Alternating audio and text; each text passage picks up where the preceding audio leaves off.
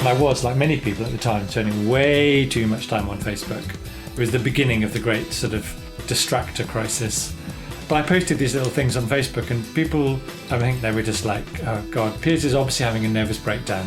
I'll post some nice comments and maybe he'll step off the ledge. So I kept on posting them and gradually the comments got less and less. They were like, yeah, we didn't really need to carry on. And a loose narrative kind of formed and I just enjoyed doing them. But they're completely mad. I don't know what was going through my head.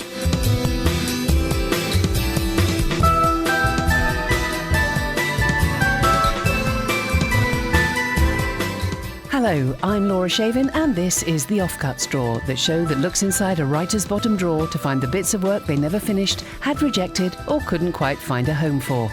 We bring them to life, hear the stories behind them and learn how these random pieces of creativity pave the way to subsequent success.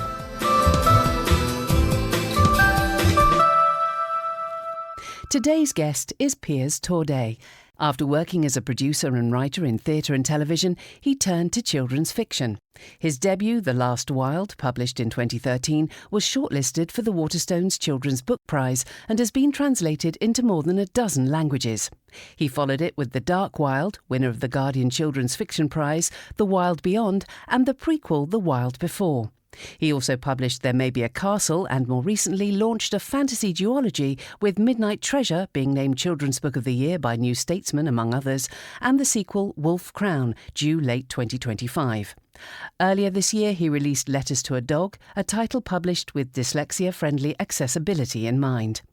In 2016, Piers completed The Death of an Owl, finishing his late father's final unfinished novel.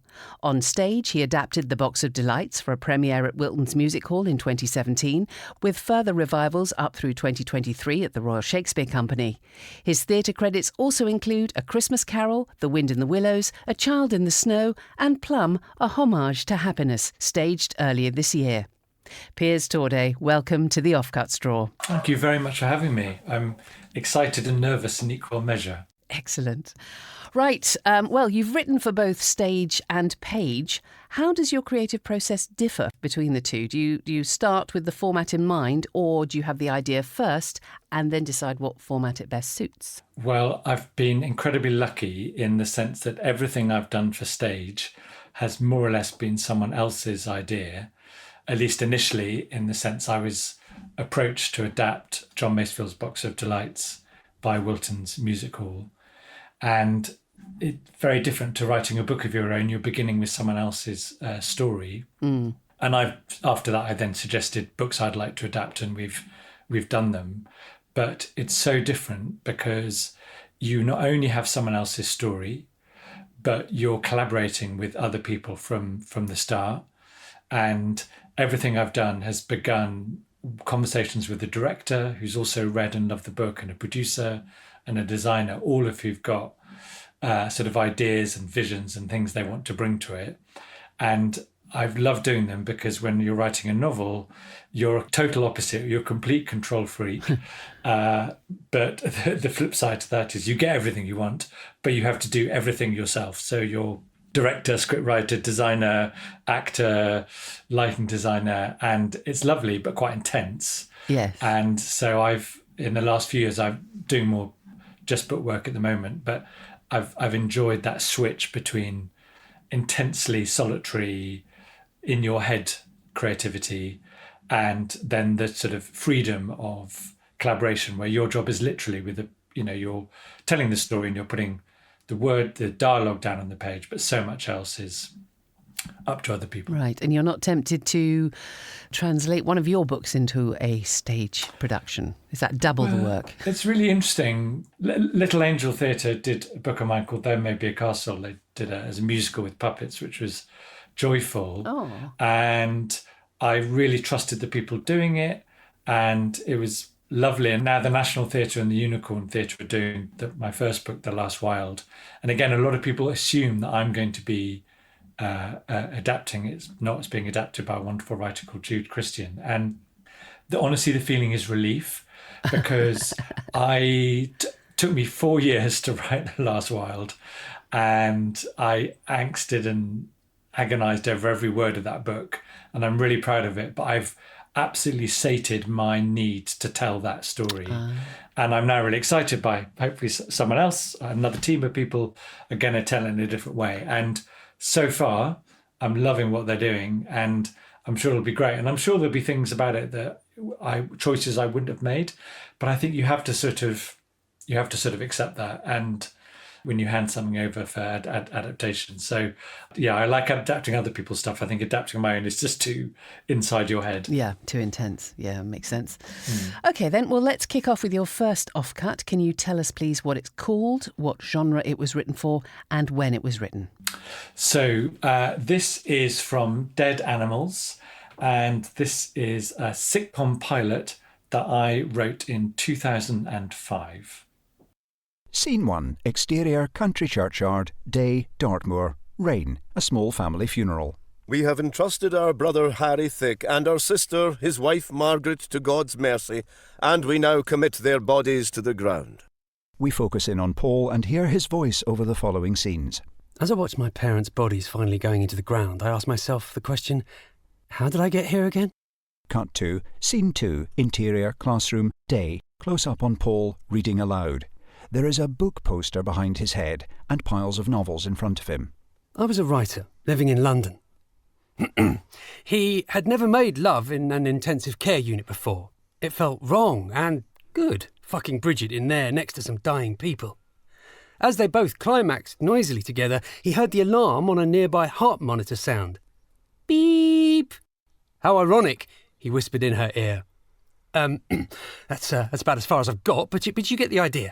Pull back to reveal that he is in fact reading to a creative writing class of old ladies. OK. Thanks, Paul. That just about wraps up our brief encounter session, everybody. Next week, I'd like your interpretation of My Strangest Christmas Ever. Cut to Scene 3. Exterior, bus stop, later. I was from the country, but I hadn't been home for 10 years. I just loved London. Paul, with several large supermarket shopping bags, tries to get on a packed bus, but some kids barge past him. Out of our way, Gimp! They push him over to get on and he falls into a puddle. They jeer as the bus recedes. Cut to Scene 4. Interior, vegetarian cafe bar, later. Establishing shot, the Wet Lettuce Cafe. I had a thriving and active love life. Paul struggles into the cafe with shopping bags. A stunning blonde by the bar smiles and then moves past to greet someone else. She reveals Paul's blind date, ugly, in bifocals and a cable-knit jersey, reading How to Talk Yourself Thin.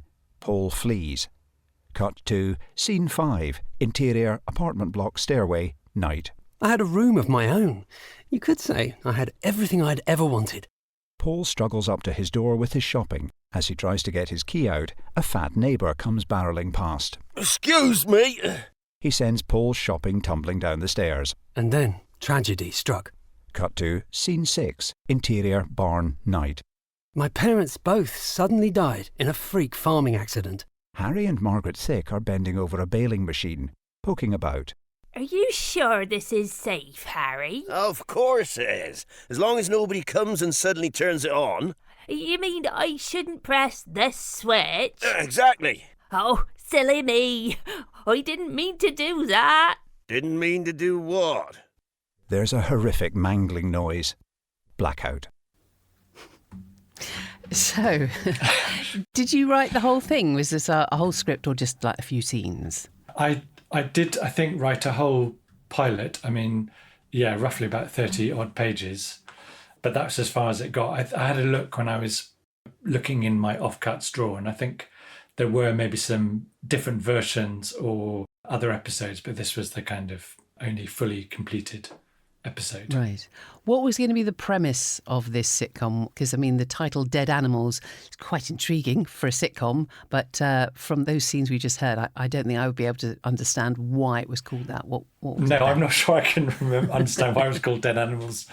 I think I was trying to do that thing of, as you should do when you start writing, is trying to write about what you know. And I had been working for a TV company a few years previously, and we'd been talking about some various ideas for sort of family television. involving animals in a kind of Doctor Who slot. But it became clear that wasn't going to happen, and I certainly wouldn't be the person to write it. But one of my colleagues said, well, look, if you want to write something, you should don't try and write something really expensive that no one's going to make.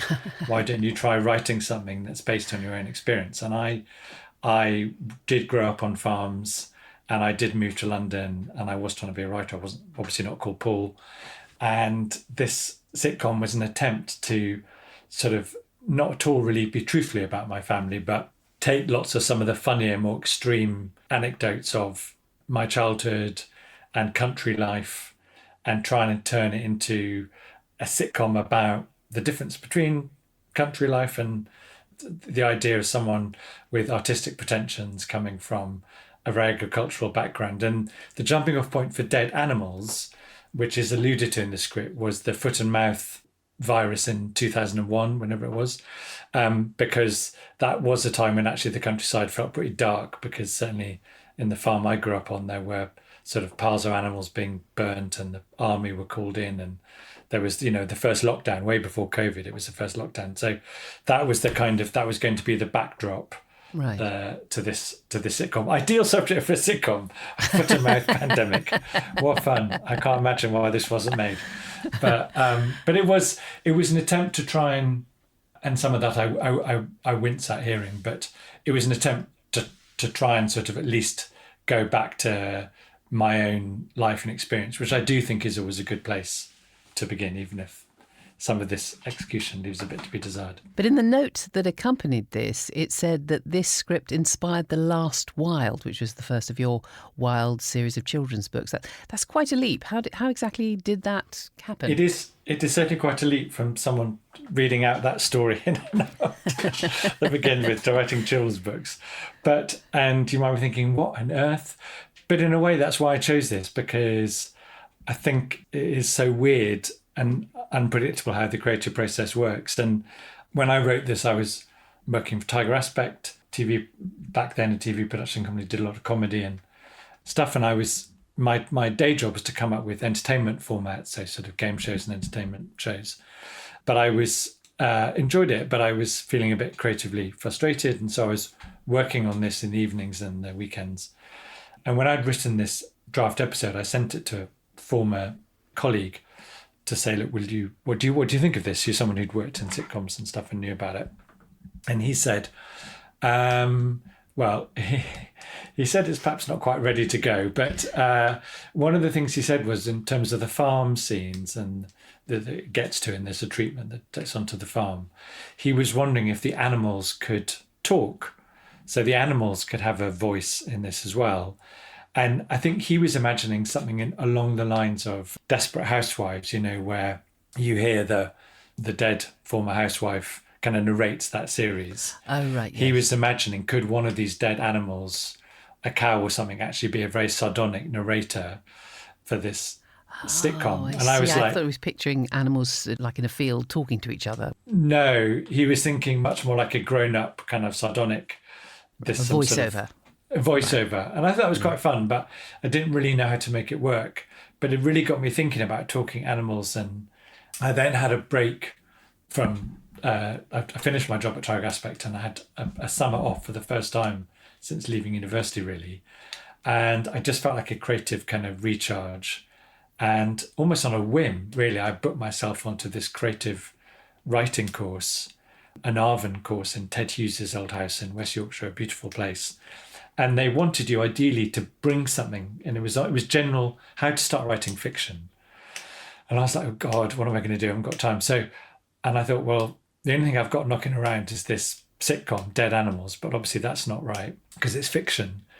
And so I just started writing this thing, thinking about talking animals, and something very different, to my surprise, came out, which was this kind of dystopian children's book with a young boy in a world without animals who discovers he can talk to the few who've survived, and became a very different story. But funnily enough, it's still in a way about my childhood growing up in a remote county with loads of wildlife, and there's lots of farming scenes in it. There's a character in the sitcom called Kester, who's a Lord of the Rings obsessive, who becomes Kestrel in The Last Wild, who's not a Lord of the Rings set in the world where Lord of the Rings doesn't exist. But it's just curious to me how these things, very different, very grown-up sort of sitcom, becomes this kind of children's book. But I guess that's how ideas twist and shape in the mind. Yeah, that is very interesting, because no one could have predicted that pathway at all. And nobody directed you. Nobody said, what you should do really is write a kid's book, or what you should do is make it dystopian. It came completely from you. There was no influence apart from your friend who said maybe have a talking animal in it. Yeah, I mean, because this was in 2008 that I ended up doing the course and starting the book. And I'd been trying to work on the sitcom, hadn't been getting very far, and was getting a bit frustrated. And the same friend said, well, look, if you can't get it made as a telly, you could always try writing as a novel. And again, that sitcom you heard, I tried turning that into a book for about 10 seconds, and that was never going to work. But I think part of the trick with writing is not wanting it too much. And I'd grown up really loving sitcoms. I mean, I don't know who watches sitcoms now, but I do really love them. I do. But I mean, it was very much a form of definitely of the 90s and the early noughties. It was a really exciting form, and so many great writers. And I kind of really wanted to do it. And I think I wanted it too much. I didn't really want to write children's books. I loved children's books as a child. And obviously some very big children's books came out at the start of this century. And that intrigued me, and I read them. But it wasn't such a sort of deeply held ambition. In a way, that freed me up just to try and understand it and get good at it without writing and constantly second-guessing myself and trying too hard to be funny or clever. OK, time for another offcut now. Tell us about this one. So this is Many Questions, which is a treatment, actually, I think, for a radio format that I wrote in 2003.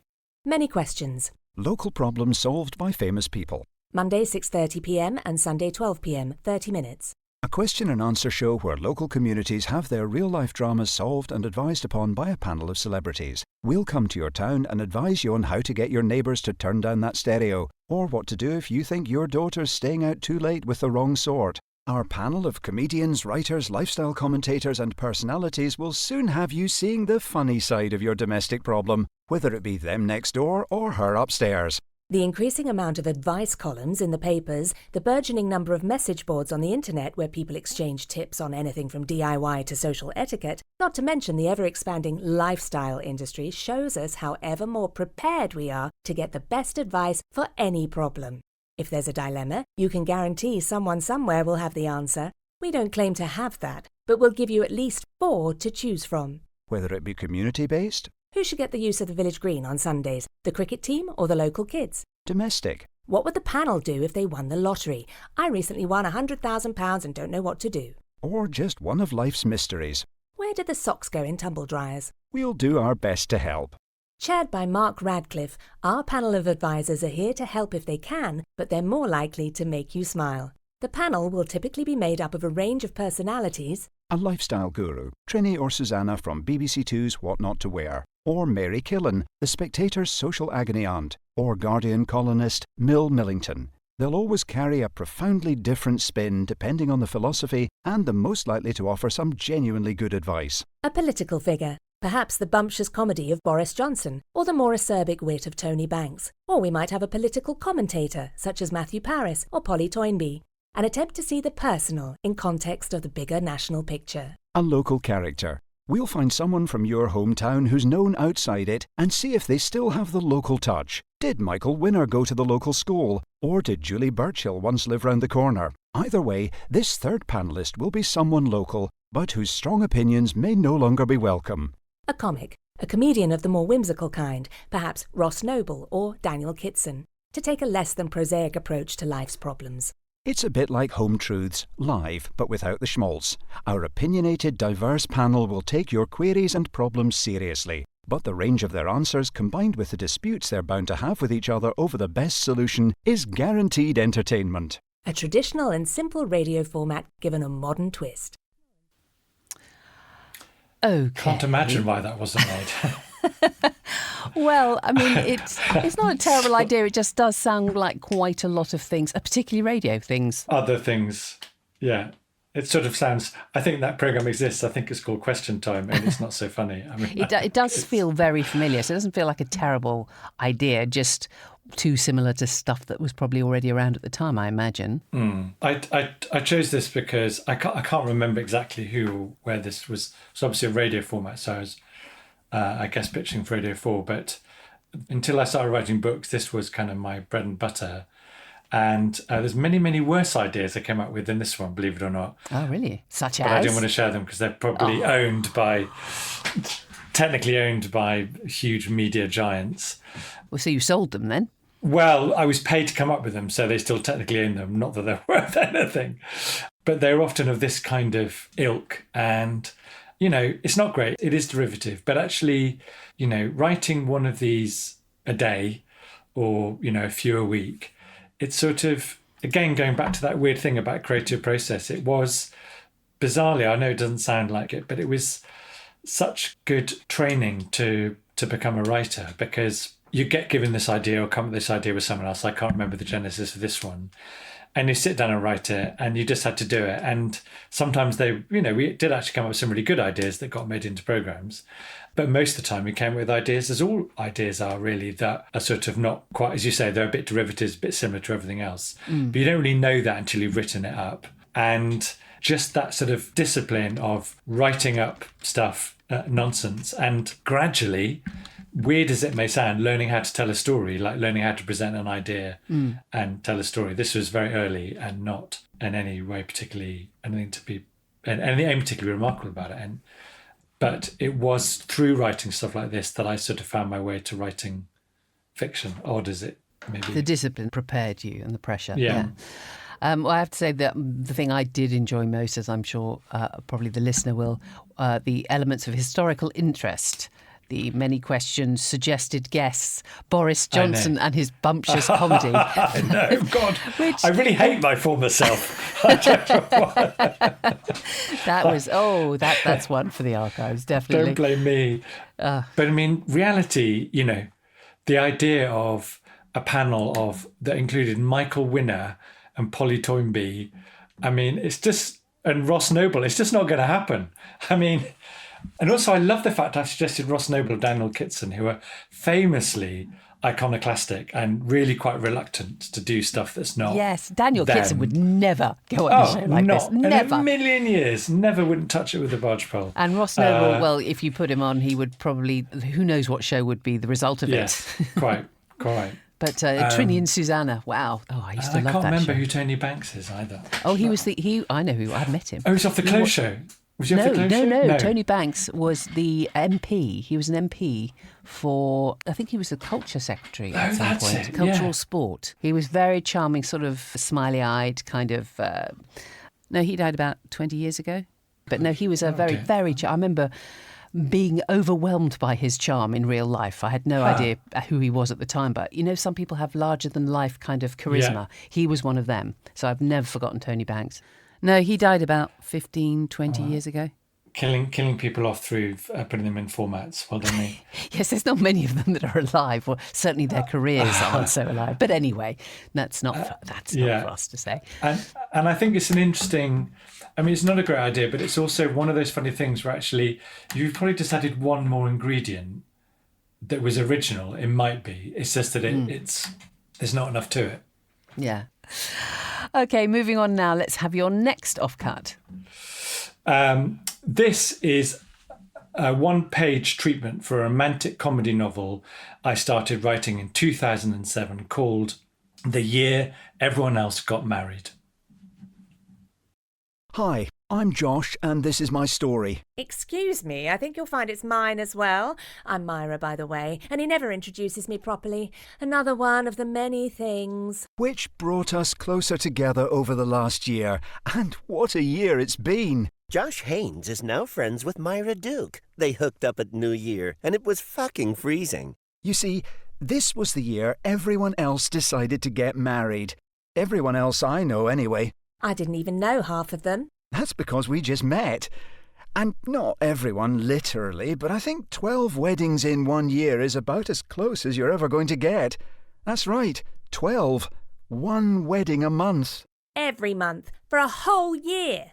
That is 2 stag do's, 10 weddings, one of them is mother's, one of them gay, and one of them literally at the bad end of a shotgun, an engagement party, and a divorce celebration, whatever that is. Status update. Josh Haynes is deciding that he really hates weddings, especially other people's in foreign countries.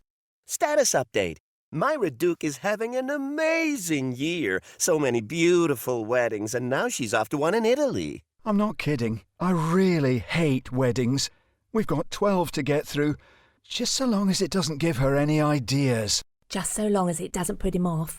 Relationship. Josh Haynes and Myra Duke changed the relationship status to... Huh? Now, that weird ending there is because the text you sent ended mid-sentence with a question mark. So It does. we didn't know It does. how to actually vocalise that question mark. I think that's a great vocalisation. Brilliant. I've no There was idea. much discussion, let me tell you. Okay. So you only wrote, this is a 1-page treatment. Yeah, I mean, maybe this was the thing I sent. Maybe there are bits of, but I never really got off the ground. I mean, it was definitely a point I think so many people have in their lives, that I was kind of in my early 30s and going through that experience of summers being, oh my God, what are we doing this weekend? It's another wedding, and they're lovely, and they're gorgeous, and some are better than others, and some of them are in London, which is brilliant, where I live, and others are miles away, which is lovely, but also really expensive. And Yeah. sometimes you're invited and you don't know people very well, but you go because you really should. Sometimes you know literally everyone, and there's so much gossip and drama swirling around. Other times the speeches make you want the floor to swallow you up, and so on and so on. And I felt there was a lot of mileage in it. But I also think, and I think there is an idea, and I've talked to other people who've had this idea, who've had a similar experience. But I think I was in that phase of writing TV formats where one day you're asked to write a sort of, a game show about winning loads of money. The next day you're asked to write a really sensitive treatment for a documentary about treating, some refugees who've ended up somewhere. Or the next day you're asked to write a kind of current affairs type format. So you slightly kid yourself that you're a sort of, master of all trades. And I think, interestingly, this was me, the year before I started writing books properly.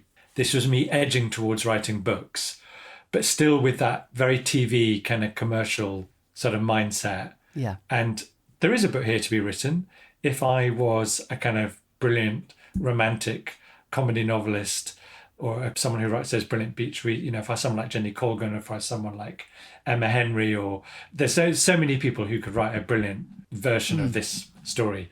I'm not sure I'm that person, but it was an interesting exercise. It was like a transition from TV. It's sort of very commercial, but it's not really grounded in enough real characters or set up to work. But, it was a step. Well, in the same year, 2007, your dad, Paul Torday, wrote Salmon Fishing in the Yemen and became a successful writer. Did that in any way make you think, actually, that's something I'd like to do as well? Hugely. Yeah, he showed me how to do a good romantic comedy. And I think because it focused my mind, because I just, as you may be guessing by all these half-started things in the job I was doing, I had a lot of unfocused creative energy that I was making a living from doing it for other people. Yeah. But the thing about developing ideas is I worked with some brilliant people and learnt so much, but ultimately you get a bit frustrated because brilliant ideas are misunderstood and don't get made. Terrible ideas do get made, brilliant ideas get made terribly, and so on and so on. And you don't have any control over that, and you don't quite get the follow through of at least learning. You don't learn enough because you just write the proposal and then it's on to the next one. So I was slightly flailing around coming up with things like this, thinking I've got to try and do something else. But I just didn't really know what. Was I going to write sitcoms? Was I going to write romantic beach reads? And then my dad, out of the blue, he loved reading. He'd read English at university, and he'd got me into reading, and it's a big part of his life. And I'd discovered once in my parents' house in a shoebox an unfinished novel. But that's not unusual. A lot of people have unfinished novels in shoeboxes. But it was a total surprise when really he more or less was stepping back from work. He was about to turn 60. And he took me out for dinner and said, I've got to tell you something. It's a secret and a surprise. And I was like, oh my God. Like, my dad didn't do surprises. Like, he was a very quietly spoken, modest. He just didn't. I was like, this is bad. It's like, what terrible news you're going to tell me? And it was like, he said, I've written a novel called Salmon Fishing in the Yemen. And I was like, it's called The Whatty What? And then it was just this amazing thing where he hadn't told any of his family. He'd written 3 books and thrown 3 away. But this one he'd written half of, got an agent interested who then said, please write the rest. And then it sold for, especially now, where publishing is now, a huge amount of money, and was lined up for film adaptations and all the rest of it. And it was just so thrilling because it made him so happy in a way that I hadn't seen him in a particular way. I'd seen him happy before, but in a very particular way. And I was very proud, and I didn't want to do the kind of stuff he was writing. That would have been a bit close. But it made me think, well, look, I spent my life reacting against my parents, as you do, because he was in business. And I was thought, I don't want to go into business. I'm really creative. I want to go and be an artist in London. And then I was like, oh my God, now my dad's an artist. I should have been a lawyer. Everything's gone wrong. So I should have. I was like, what do I do? Like, I can either go to law school. Don't want to do that. So I was like, well, maybe, I'm not sure these things are inherited, but I was like, look, your dad's writing books. That is one of the things you thought about doing. So that kind of informed the creative writing course. I was like, well, let's take this seriously and see if there's anything in that. Right. And it really helped because I was writing kids' books, he was writing adult books. So very different, but he knew the publishing world before I did and gave me lots of advice. So it was lovely and totally unexpected in the way the nicest things often are. Oh. So the opposite of my father, I felt I had to beat him, sort of the Oedipus situation, It wasn't because he hadn't been, I'd got all that out of my system with you're a businessman doing engineering and I'm working with cool comedy people in London. And so I'd got all of that. And he was totally, of course, completely unimpressed and wasn't remotely interested in any of that. Yeah. Didn't understand any of it. It was like, what are you doing with your life? So then when I started writing books, at least kind of got what those were, because he was writing them. So it was nice. It brought us together. Oh, that's lovely. Right, well, let's have another off-cut, please. What's this one? So this is a social media status update, several that I wrote from 2013 called Alfonso the Weevil. As I mentioned in my status update this morning, there's a small dusty grey beetle, or to be more precise, a weevil, called Alfonso, who lives on my desk. He's a fan of early Tom Hanks movies, and some of you have come across him before, I believe. He's often too busy with his own projects to stop and talk, but this morning I saw him perching on the corner of my porridge bowl, eyeing me suspiciously. "What are you looking at, Alfonso?" I said, unable to ignore him any longer. "What do you think I'm looking at?" he said. I looked around behind me, but there wasn't anything there, just some books on a shelf and a pile of unopened post. "Am I being thick?" I asked him. Alfonso climbed down off the bowl and onto the strip between the edge of my keyboard and the screen, which he finds a very convivial temperature. "I'm looking at you," he said. "Why are you always on Facebook?" "I'm not always on Facebook," I said. "Yes, you are. I am not stupid, you know." "Prove it." He got out a small weevil-sized notebook and flicked through the pages and began to read off a list of times. 9:30 a.m., 9:45 a.m., 10 a.m., 10:14 a.m., 10:16 a.m., 10:58 a.m., 11:04 a.m. I thought you were meant to be writing a book. "It's not that simple," I countered, beginning to feel a little uneasy. "What do you know about it anyway? You're only a weevil." "Precisely," he replied triumphantly, and I could tell he was giving a rather smug grin. "Precisely nothing. You're not even on Facebook." And as soon as the words were out of my mouth, I saw that I'd fallen into his trap. "No," he said, in that way of his which always makes my blood boil. I am not on Facebook. And what have I accomplished this morning? Would you like to know?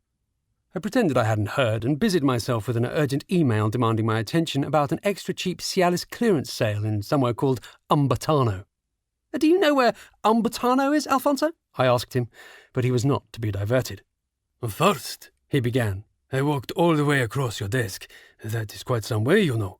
And then I walked all the way back. I climbed all over your books. I crawled up the wall a bit. I found some toast crumbs to eat and a piece of lint. What have you done? It's different. You're only a stupid weevil. I've got, invitations to reply to, groups to join, people to spy on. It's a whole new dimension to my social life. Whatever you say, he said, smirking, and he leant against the bottom of my screen with some of his legs crossed and filing some nails with the others. Now, if you don't mind, I said, flicking him off so he bounced with a crack against the windowsill. I really am trying to write a book. Yes, came a weak little voice streaming up from the floor. And I really am trying to climb Mount Kilimanjaro. So I squashed him, dear reader. But don't worry, he'll be back tomorrow. It's quite extraordinary, a social media update. How many of these did you write and where? I did loads. on Facebook. I was writing this, 2013, I guess. Maybe they date back even before then, but I think that's when I decided to collate them into a Word document. Because The Last Wild was published in 2013, wasn't it? Yeah, and I started writing them when I was trying to write my book and couldn't. And I think it was a way I'm always saying I coach in my other sort of day job where I coach writers. And one thing I'm always saying to them is don't forget to be playful. It's quite intense writing a book, and you can get a bit lost in your head and a bit stressed about it, and you forget that writing should be fun as well. And these were just the silly ideas. I mean, actually, in The Last Wild, there is a cockroach who's a major character called the General who starts the story sitting on the rim of someone's bowl. So maybe there was some connection there. I'm not sure. I can't remember the sequence. And I'd always liked. And there was a little weevil on my computer that kept or in my study or somewhere, don't know where it come from, that was distracting me. Yeah. And I was so definitely you're saying this is based on a true story? Oh, this is definitely based on a true story. It's going to be a major motion picture. And I was, like many people at the time, spending way too much time on Facebook. And it was the beginning of the great sort of distractor crisis. But I posted these little things on Facebook, and people, I think they were just like, oh God, Piers is obviously having a nervous breakdown. I'll post some nice comments and maybe he'll step off the ledge. So I kept on posting them, and gradually the comments got less and less. They were like, yeah, we didn't really need to carry on, but I enjoyed doing them, and they were a really nice sort of outlet. Yeah. Just to I think partly also publishing takes so long. And for books to be written and read and edited and so and all that, so I was itching to be out there, and I was just kind of stretching they were just little kind of doodles, really, little exercises, but I enjoyed, and a loose narrative kind of formed, and I enjoyed doing them, but they're completely mad. I don't know what was going through my head, but. Well, staying on the animal theme, your book this year, Letters to a Dog, and it's geared towards those who find reading and writing more challenging. Where did that idea for that come from?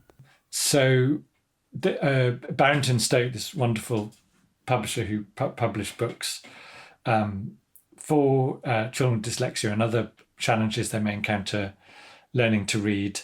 Their books are all quite short, so they're all between about 7,500 words and about 10,000 words long, and they're printed on this special yellow paper, which makes it easier for dyslexic children to the letters jump around less on the page. But Anthony McGowan wrote a book for Barrington Stoke called Lark that won the Carnegie Medal for Children's Books. So those restrictions are no barrier to the quality or the ambition of the books. And this book isn't like that, but I wanted to write for them a long time, and actually I was asked to write for them in lockdown. The first winter of lockdown, they got in touch, And I was like most people at that point, the novelty of lockdown had worn off. We were into the winter phase, and we definitely was going not mad in the same way as writing about Alfonso the Weevil, but slightly kind of like, am I ever going to work again? His life stopped forever, because I've been planning a play that had been cancelled. My book had been postponed. Given what people endured in that time, this is like the tiniest violin in the world, but it was certainly, in my tiny world, it was like these were my preoccupations. Sure. And I was living in the house with my husband and our dog. So I was probably spending an unhealthy amount of time, as we went out to see other people, having sort of imaginary conversations with my dog. And Barrington Stoke got in touch, and I just had this idea about, obviously dogs don't talk back, and I've written about lots of talking animals, but I wanted to do a kind of realistic story about communicating with animals. And this idea came into my head about this little boy who is perhaps in hospital. I think that came from us all feeling slightly confined and cooped up. But before he goes to hospital, he spotted this dog in a dog's home and he really wants it. And he doesn't know how to tell his dad because they're not speaking for various reasons. And this very kind nurse says, well, why don't you try writing to the dog? And to his and her surprise, the dog starts writing back to him in hospital. Right. And it's about the relationship that develops. And spoiler, the dog hasn't actually written back to him, but I'm not going to say what. Oh, no. I know. And it was really hard to write. And it took me, for such a short book, it took me far longer than I meant to, because it was so different to stuff I've written before. I've written these big adventures, and it was like really short chapters and telling basically a long short story.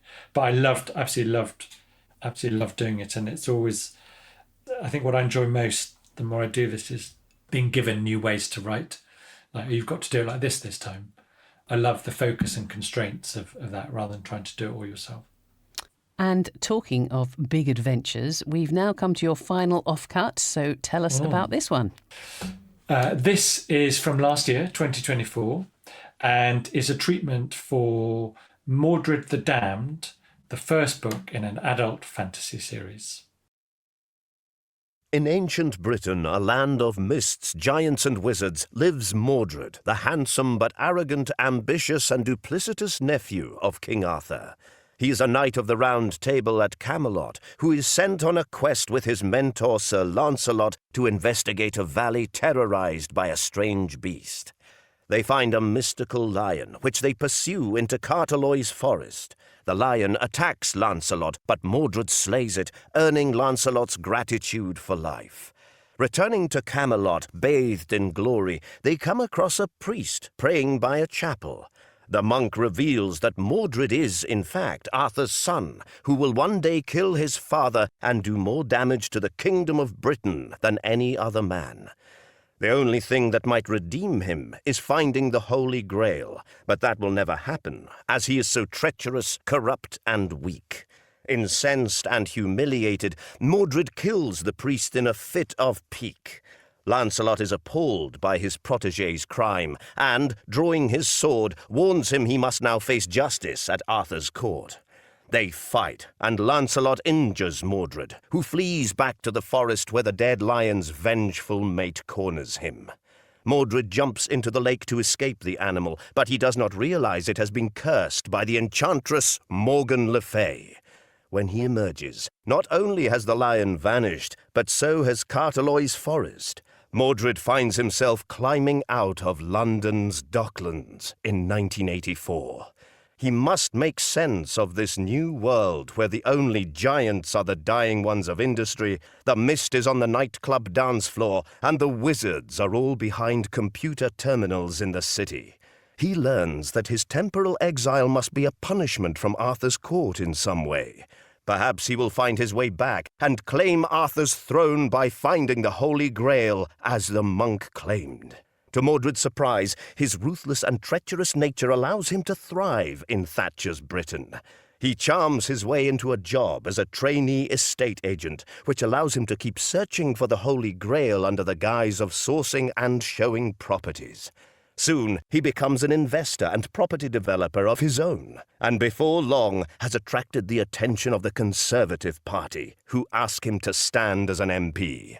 All the while, he schemes, plots, lies, seduces members of both sexes, thieves and murders to get his way, keeping the faith that he is getting closer to the Grail and a return to Camelot.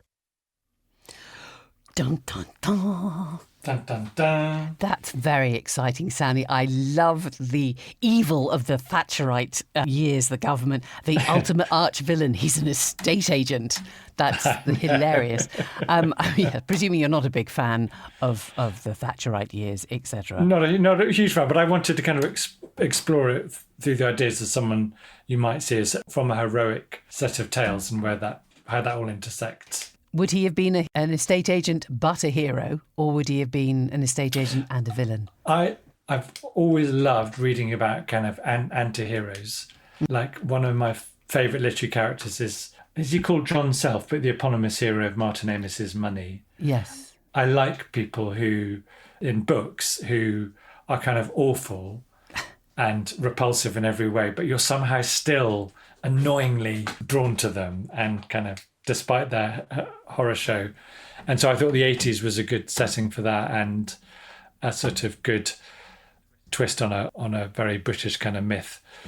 And also, I guess, maybe looking at the idea that certain kind of ideas of Britishness perished during the Thatcher years and different ones were born. I don't know, I'm getting far too ahead of myself, but it was just a proposal. It struck me that it would make a great TV series. Sorry to drag you back away from novelising and back into television, the evil television. But it did remind me of things like Lucifer and Buffy the Vampire Slayer. And it seems to be a very popular format, particularly if the hero is a handsome late teen female or male. Yeah. That I don't want to drag you away from the novelist. No, maybe you're right. I've always been good at the high concept ideas unless... I mean, it's really interesting. I was asked to do this. There was the Hawthornden Foundation ran a beautiful 6-week writing retreat in a beautiful Italian villa by the shores of Lake Como. And you get invited to apply, which I was very lucky to be done with the Society of Authors, nominated me last year to apply for it. Along with, I hasten to add, about 700 writers from across the world. It was so the competition was pretty stiff. And I was at a stage in my writing career back then where I was finishing various things and feeling very playful and very kind of like, I don't know what to do next. And always toying with the idea of writing something for adults. And I had to do this quite quickly. And it definitely has, to me, that feeling of something it's quite a nice headline concept, but it needs a lot more thought. And as you say, I often think novels actually, it's quite detailed. And I actually think the best books often have just a much simpler idea at their heart, whereas this feels, as you say, it does feel a bit more like a sort of treatment for almost a TV show or a movie, rather than something that the kind of question you explore in a book, which is often a bit more, particularly a grown-up book. And it also shows that thing where I'm still very much got one foot in children's fantasy, even though I'm sort of literally, why don't I take a thing children read about and put it in a grown-up world? That's how to write a grown-up book. It's just an interesting first move. Well, certainly the television series always appear to be up of the sort of Netflix charts. Yeah. And I'd also read fabulous fantasy series by Lev Grossman called The Magicians, which became a TV series. And that's sort of about some grown-up Americans doing Narnia, but they're grown-ups, so there's sex and violence. It's very clever and funny. And that's always appealed to me. So Netflix, if you're listening, Mordred of the Damned is very much available. Well, maybe if you put some casting suggestions in there, perhaps. Yeah. How about Tony Banks or Boris Johnson?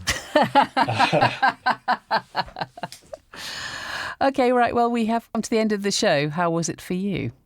It was lovely, thank you. And it's been really interesting and strange to go back to. Well, not this, I wrote it last year, but everything else, which is from quite a long time ago now, and feels like definitely a different me, but also me, if that makes sense, which is quite odd. But nice to have that little kind of conversation in my head with former writing selves. And I've really enjoyed considering the journey. Did anything there surprise you at all? The sitcom really surprised me because I started reading it. I mean, it's not great, but like there are some gags in there. And I was like, in my head, I'd completely written it off as totally terrible. And like in that way you do. And that's also the first mistake when you start writing, is you immediately, when something doesn't get made, you write the whole thing off as a complete catastrophe. And it's like, no, it's just like, it just needs work. Yeah. Are you someone who might go back into an old project and bring it back to life? Or do you sort of done it now, you're moving on? A little bit, always, never say never. But I sort of think there is a weird thing, certainly with stories, that there's a moment when they're really alive in your head and you're kind of tuned into them and you're just kind of living them and excited by them in ways that are quite hard to explain. And then what I found looking back at all of these is I can view them quite intellectually and with detachment, but I don't have that little spark of the possible that makes you really want to sit down and write something. So we possibly won't see dead animals then? Unless, as I said, if, Netflix, Apple TV, I feel this might be the breakthrough hit you're after. And I stand ready to find that spark of possibility for the right amount of money. But I suspect not. Well, Piers Torday, it's been fabulous talking to you. Thank you for sharing the contents of your Offcut Straw with us. Thanks very much for having me.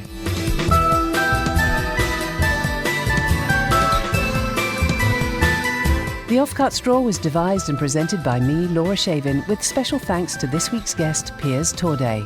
The Offcuts were performed by Kenny Blyth, Helen Goldwyn, David Monteath and David Lane Pusey, and the music was by me.